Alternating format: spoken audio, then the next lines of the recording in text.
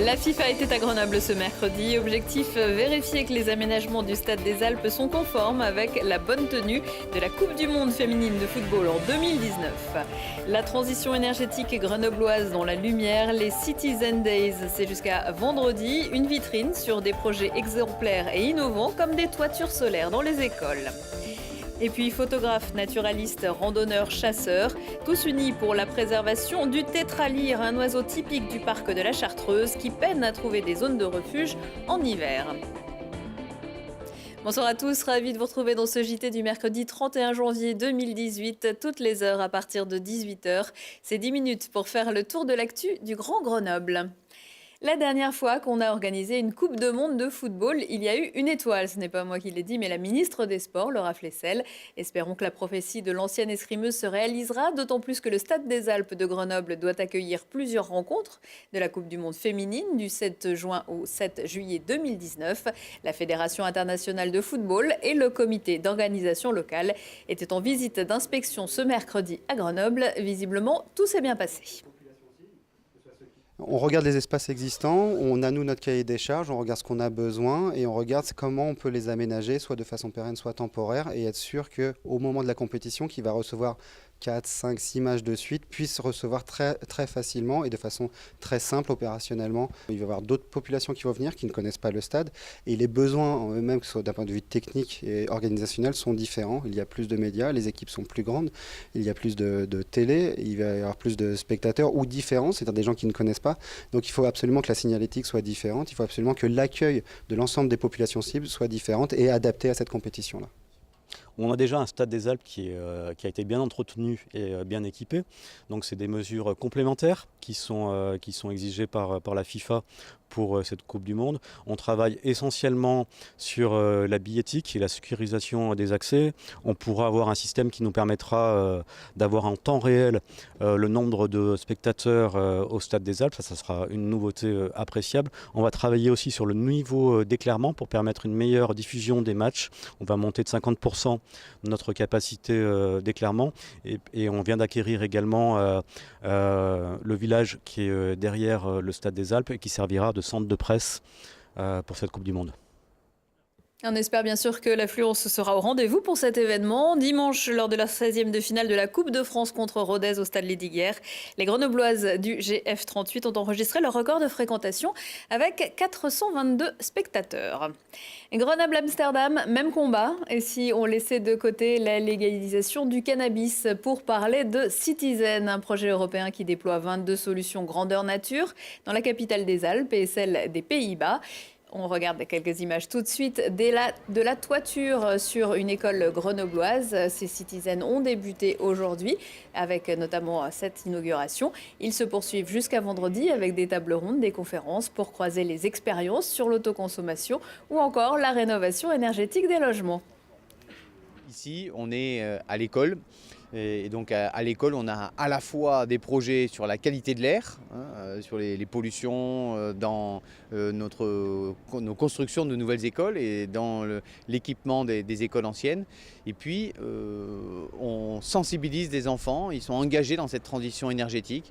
Et donc le fait qu'on puisse équiper les toits de 4 écoles de panneaux photovoltaïques, c'est important. Ça va produire la consommation de 2 écoles au total. Ce qui est intéressant ici, c'est qu'on parle d'une coopérative citoyenne dont la ville est sociétaire depuis 2016. Mais on part d'une coopérative citoyenne, énergie citoyenne, qui avec le projet solaire d'ici, finalement fait des choses très concrètes qui se voient dans la transition énergétique. Et ça c'est important pour que l'on puisse partager le sens, faire des actions ensemble, citoyens, collectivités, qui se voient. Je crois que ça nous donne de l'énergie au lieu d'être face à un mur où on se dit « ouh là là, comment faire pour gérer tout ça ?» Les autres écoles désormais équipées de capteurs photovoltaïques, Clémenceau, Malherbe et Menon. Les conditions pour une balade en montagne étaient optimum aujourd'hui et certains parviennent même à joindre l'utile à l'agréable, créer des zones d'hivernage pour protéger le tétralyre. C'est le plan mis en action par le parc naturel régional de Chartreuse au service de cet animal emblématique. Olivier Escalon est monté sur le Charmançon à la découverte de son habitat. C'est l'un des symboles de nos montagnes. Connu pour son plumage noir à reflets bleus et pour ses parades amoureuses, le tétralyre est en déclin à l'échelle des Alpes.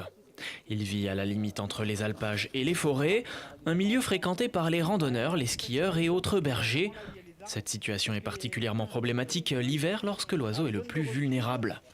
Pour préserver cette population, le parc naturel régional de Chartreuse fédère tous les usagers de la montagne. Donc on a réuni les sportifs qui pratiquent le ski de randonnée, la raquette, les photographes, les naturalistes, les chasseurs, toutes les personnes qui étaient de bonne volonté et qui acceptaient d'être autour de la table et de discuter avec tout le monde. Les premières priorités qui sont sorties de préservation et d'action, c'est de mettre en place des zones de refuge hivernal, c'est-à-dire des zones sur les zones d'hivernage du tétralyre où on ne va pas aller skier et on ne va pas aller faire de la raquette. L'hiver, le tétralyre n'a pas beaucoup de nourriture. Il a besoin de se protéger du froid et d'économiser son énergie. Pour cela, il s'enterre dans la neige et sort de temps à autre pour se nourrir. Si on le dérange durant cette période, il s'envole, se fatigue et s'affaiblit.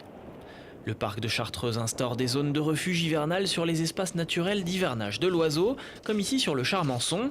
Des panneaux sont là pour les délimiter et sensibiliser les promeneurs. Partie prenante de la démarche depuis les concertations jusqu'à l'installation de la signalisation, les membres du club alpin français. Le club alpin a dans sa raison d'être, premièrement d'emmener des gens en montagne, les rendre autonomes, découvrir la montagne, faire du sport, mais également dans sa raison d'être, c'est la connaissance et le respect du milieu montagnard, puisque c'est notre milieu où nous pratiquons nos sports, c'est notre terrain de jeu, et on voudrait que notre terrain de jeu garde ses spécificités de zone sauvage, avec sa faune et sa flore. La Chartreuse compte environ 400 tétralyres sur son territoire. Et si vous vous intéressez au tétralyre, une exposition lui fait la part belle en ce moment à la Maison de la Montagne à Grenoble. Regard hivernal raconte en photo l'espace naturel sensible du col du Coq en hiver. Ceux qui auront eu la chance d'apercevoir des tétralyres les auront peut-être signalés sur Faune-Isère, la plateforme collaborative en ligne qui permet de localiser géographiquement les observations d'animaux en Isère vient de franchir le cap des 2 millions de données enregistrées grâce à une grande aigrette observée à la Buisse. Juste retour des choses puisque le site a été créé en 2010 par la LPO, la Ligue de protection des oiseaux. Les données recueillies permettent de connaître la présence et les évolutions des espèces sur le territoire. Le site compte aujourd'hui 3300 contributeurs. La biennale Art Sciences Experimenta débute jeudi dans toute l'agglomération grenobloise. 10 jours au service de l'innovation ouverte qui débuteront avec le Digital Vaudou à l'Hexagone. Et puis du 8 au 9 février, 3 jours gratuits et ouverts à tous pour expérimenter et échanger avec une centaine d'artistes et de scientifiques sur l'intelligence artificielle, les rites et les technologies et bien d'autres. La thématique, c'est qu'est-ce que nous sommes en train de faire à la planète, qu'est-ce que nous sommes en train de nous faire et qu'est-ce qu'on fait avec les technos. On fait des choses belles, d'autres des fois moins bien, mais là, l'idée c'est quand même de partager ce qu'on pourrait faire de bien avec les technologies. Cette année, l'intelligence artificielle est évidemment à l'ordre du jour. Il n'y a pas beaucoup d'endroits où on n'en parle pas.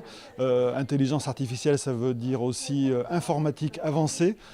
C'est essayer de comprendre comment ces nouvelles technologies du réseau, du numérique vont venir s'immiscer dans nos vies d'une manière ou d'une autre, des fois sans qu'on le voie, des fois quand on le voit très précisément.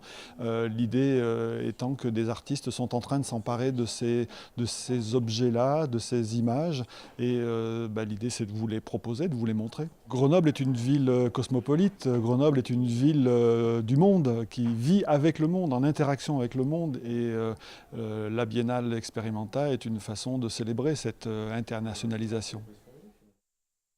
Et lors d'Experimenta, vous pourrez aussi découvrir Ellie, une lampe intelligente qui cartographie nos émotions et où change de couleur en fonction de nos humeurs. Les BDL de mauvaise humeur à Nice où ils se sont mélangés les patins. Lors de la 40e journée de Ligue Magnus, mardi soir, les Brûleurs de Loup ont enregistré une défaite 4-2 dans les Alpes-Maritimes. Battus par les Aigles, les Grenoblois laissent en plus filer la première place du classement général au profit de Rouen. Vendredi à 20h à Pôle Sud, Grenoble recevra Lyon qui vient de remporter la Coupe de France. Coup d'envoi jeudi à Voiron du championnat de France de badminton. 4 jours d'épreuve et 5 titres en jeu à glaner dans la très belle nouvelle salle Everest sur le campus de la Brunnerie. Chez les hommes, c'est un jeune garçon évidemment qui tentera de remporter un 3e titre. Et chez les filles, la surprise pourrait venir de la dauphinoise Léa Palermo en l'absence de la championne de France en titre Delphine Lansac, dont on a appris aujourd'hui le forfait. Elle s'est blessée lors d'un tournoi international. À 19h15, 20h15 et 23h15, si on parlait aujourd'hui avec Thibault Leduc, on passe en mode sport d'hiver avec du snowboard, version halfpipe olympique, et du ski de fond, version foulée blanche, avant de finir l'émission en musique, version cuvée grenobloise avec Julie Bali. Prochain rendez-vous avec l'actu dans 1 heure et en replay sur télégrenoble.net. Excellente soirée à tous.